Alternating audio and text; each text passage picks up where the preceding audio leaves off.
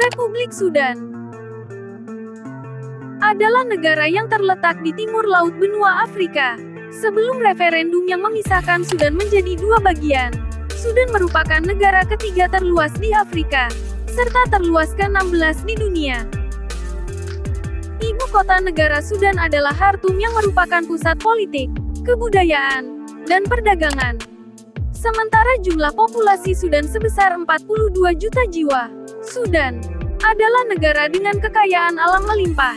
Cadangan minyak Sudan mencapai 5 miliar barel dan terbesar ke-23 di dunia. Tapi perang saudara menjadi masalah utama di dunia ini, sehingga negara ini mengalami penderitaan tanpa akhir, krisis kemanusiaan, kelaparan dan kehilangan tempat tinggal akibat konflik berdarah.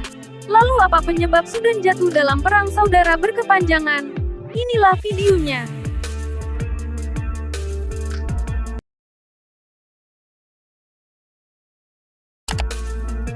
Pada awal abad ke-20, Sudan berada di bawah kekuasaan Inggris Mesir melalui sistem kondominium sejak tahun 1899. Namun, setelah Perang Dunia II, semangat nasionalisme mulai membara di kalangan rakyat Sudan. Inggris, yang mulai tertekan oleh perubahan geopolitik dan gelombang dekolonisasi, akhirnya memberi jalan bagi Sudan untuk mengatur masa depannya sendiri. Pada tahun 1953, Sudan diizinkan menggelar pemilu nasional. Hasilnya, tepat pada tanggal 1 Januari tahun 1956, Sudan menyatakan kemerdekaannya yang dipimpin Ismail al-Azhari secara damai, tanpa peperangan, dari Inggris dan Mesir. Namun, kemerdekaan itu tidak membawa kedamaian. Bahkan 1 tahun sebelum merdeka, terjadi pemberontakan serius di wilayah selatan, yang dihuni mayoritas suku-suku Afrika non-Muslim. Mereka memberontak karena takut akan dominasi politik elit Arab Muslim dari utara yang kini menguasai pemerintahan. Ketimpangan ekonomi, sosial, dan pengingkaran janji otonomi menjadi pemicu konflik. Pemberontakan ini menandai dimulainya Perang Saudara Sudan Pertama, yang berlangsung dari tahun 1955 hingga 1972.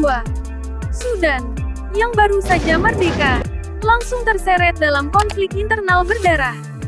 Situasi politik pun makin tak stabil. Pemerintahan sipil tak mampu meredam konflik atau memperbaiki kondisi dalam negeri. Akhirnya, pada tanggal 25 Mei tahun 1969, seorang perwira militer bernama Gaafar Nimeiri merebut kekuasaan lewat kudeta. Didukung kelompok militer dan unsur kiri, Nimeiri menegaskan visinya, membangun Sudan dengan model sosialis ala Mesir. Setahun kemudian, pada 1970, Nimeiri menancapkan kekuasaannya.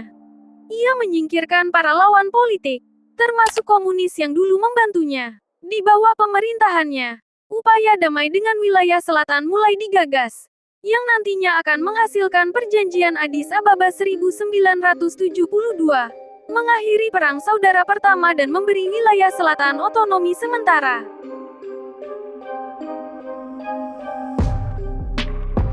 Namun, tahun 1983, pemerintah pusat Sudan mencabut otonomi selatan. Itu bukan hanya keputusan politik, itu pengkhianatan. Presiden saat itu, Gaafar Nimeiri, membubarkan sistem otonomi yang disepakati dalam perjanjian Addis Ababa 1972.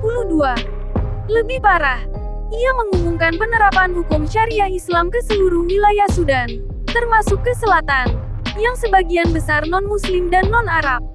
Keputusan ini menyulut kembali api peperangan.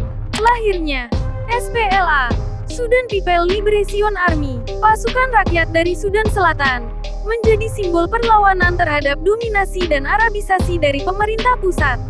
Pemimpinnya, John Garang, seorang Kristen dari selatan, namun lulusan militer Khartoum dan AS, orang yang memahami betul dua dunia Sudan yang terbelah. Saat dunia sibuk dengan Perang Utara Selatan, Sudan Barat mulai memberontak. Di tahun 2003, dua kelompok bersenjata dari Darfur, SLA, Sudan Liberation Army dan JEM, Justice Equality and Movement, bangkit melawan pemerintah pusat. Mereka menuntut keadilan dan pembangunan.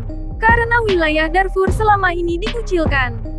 Alih-alih berunding, pemerintah Sudan memilih jalur kekerasan, tapi bukan lewat tentara reguler, melainkan milisi bayaran.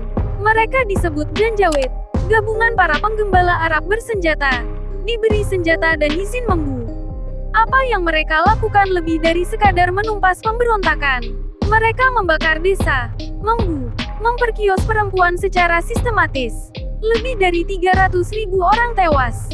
Dunia menyebut ini sebagai genosida. Presiden saat itu, Omar al-Bashir, menjadi kepala negara pertama dalam sejarah yang dijatuhi waran ICC Pengadilan Pidana Internasional saat masih menjabat. Setelah tekanan internasional dan kelelahan perang, tahun 2005 ditandatangani kesepakatan damai komprehensif. Sudan Selatan diberikan hak untuk mengadakan referendum. Dan 6 tahun kemudian, pada tanggal 9 Juli tahun 2011, lahirlah negara baru, Republik Sudan Selatan. Namun, perdamaian ini hanya memisahkan dua sisi konflik.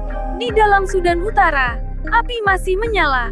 Janjaweed tidak dibubarkan, justru diperkuat, direstrukturisasi, dan diberi nama baru, RSF Rapid Support Forces. Mereka bertanggung jawab langsung ke presiden. Artinya, mereka adalah militer pribadi Bashir. Selama bertahun-tahun, RSF tumbuh makin kuat, makin kaya, dan makin brutal. Mereka menguasai tambang emas, memungut upeti dari rute migrasi ilegal, dan bahkan dikirim ke luar negeri, seperti membantu koalisi Saudi di Yaman. Tahun 2019, rakyat Sudan bangkit. Demonstrasi besar menuntut penggulingan Bashir. Di tengah kekacauan itu, RSF dan Tentara Nasional Sudan (SAF) bekerja sama menggulingkan Bashir. Tapi itu hanya sementara. Setelah transisi pasca Bashir gagal menyatukan kekuatan militer, konflik memuncak. Salah satu agenda utama adalah mengintegrasikan RSF ke dalam militer nasional (SAF) sesuai kesepakatan damai. Tapi pemimpin RSF, Mohamed Hamdan Dagalo alias Hemeti, menolak. RSF tak ingin tunduk, apalagi mereka sudah menguasai kekayaan emas, wilayah strategis, dan punya kekuatan militer yang menyaingi negara. Pada tanggal 15 April tahun 2023, Sudan kembali terbakar. RSF dan SAF bentrok di ibu kota Khartoum.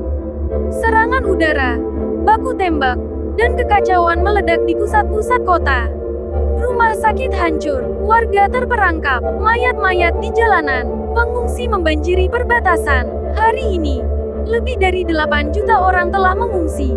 Ratusan ribu meninggal, infrastruktur hancur total, negara tak lagi berfungsi, pemerintah tak punya kendali, militer pecah, dan rakyat menderita.